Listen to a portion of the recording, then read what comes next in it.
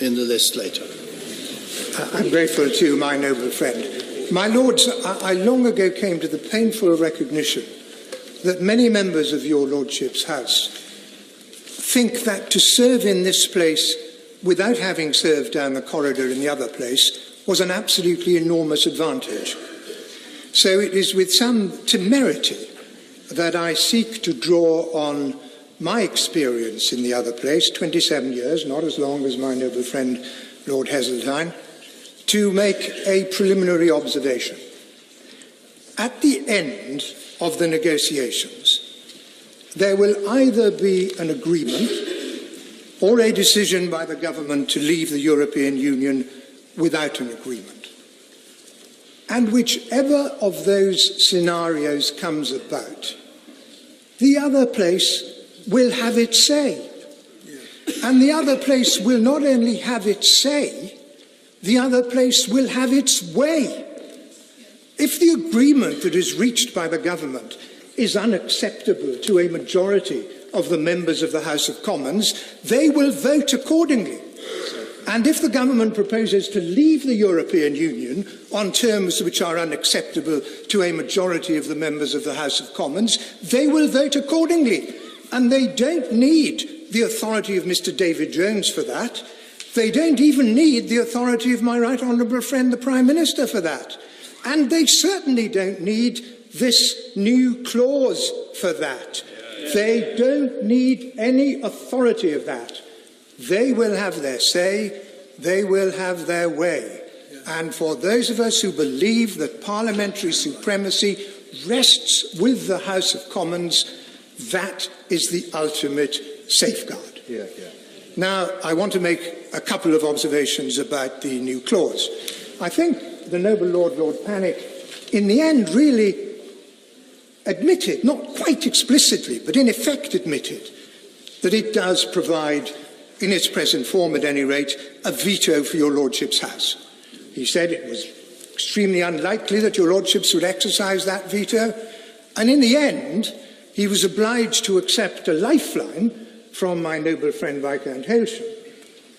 But as is so often the case, when you examine a lifeline in detail, it proves not to be quite as effective as at first sight it appeared. The lifeline offered by my noble friend was that the government might enshrine the necessary motions necessary by virtue of this new clause, in an Act of Parliament, so that the Parliament Act could be activated. I ask your lordships to consider that situation. The government will have agreed the terms on which it's going to leave the European Union. The House of Commons will have approved those terms, but this House will have rejected them, and we have to hang around for a year until the Parliament Act can be used to ensure that the House of Commons gets its way. That was suggested by my noble friend, the Viscount Hailsham. Now, even my noble friend, Lord Heseltine, acknowledged the need for the minimum of delay. We all want the minimum of delay. And the notion, my lords, that the nation should stand around for a year waiting for the Parliament Act to be invoked for the House of Commons to get its way illustrates how unnecessary this amendment and this new clause is.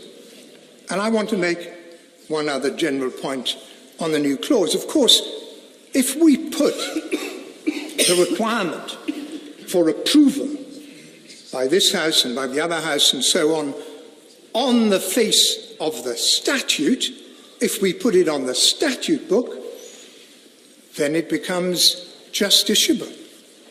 I have long ago given up any attempt to anticipate the ingenuity of the arguments which the noble Lord Pannick is able to deploy when he gets into the courts.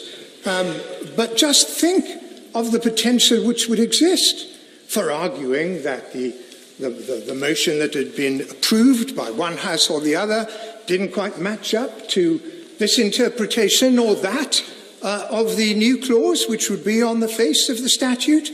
The noble Lord Lisvane said he thought further intervention by the courts would be unhelpful. I couldn't agree more. That's not a sentiment which may not be shared by all your lordships. I suspect it won't be shared by the noble Lord Panic, but I think it has much to commend it. I don't think we should lightly embark upon a course which would not only run the risk of putting one house in conflict with another, but of putting Parliament in conflict with the courts. And just finally, before I sit down, my Lords, new clause 4. I agree with what my noble friend Lord Lawson said about that, and without repeating everything I said last week, we have still not yet had an answer to the fact that sub-clause 4 of the new clause would facilitate repeated coming and going between Parliament, government and the European Union. The government would come along and say, we haven't done a deal, we propose to leave. Parliament, according to sub-clause 4, could say, go back to the table, and that could happen again and again, and it would be an absurd position to put our government in. So, my Lords, first of all, for the reasons that I've tried to express, I think this new clause is totally unnecessary. Secondly, I think it is a recipe for conflict between this House and the other place, and for conflict between Parliament and the courts. And I urge your Lordships to reject it. Yeah. In the list later. I'm grateful to my noble friend. My Lords, I long ago came to the painful recognition that many members of your Lordship's House think that to serve in this place without having served down the corridor in the other place was an absolutely enormous advantage. So it is with some temerity that I seek to draw on my experience in the other place, 27 years, not as long as my noble friend Lord Heseltine, to make a preliminary observation. At the end of the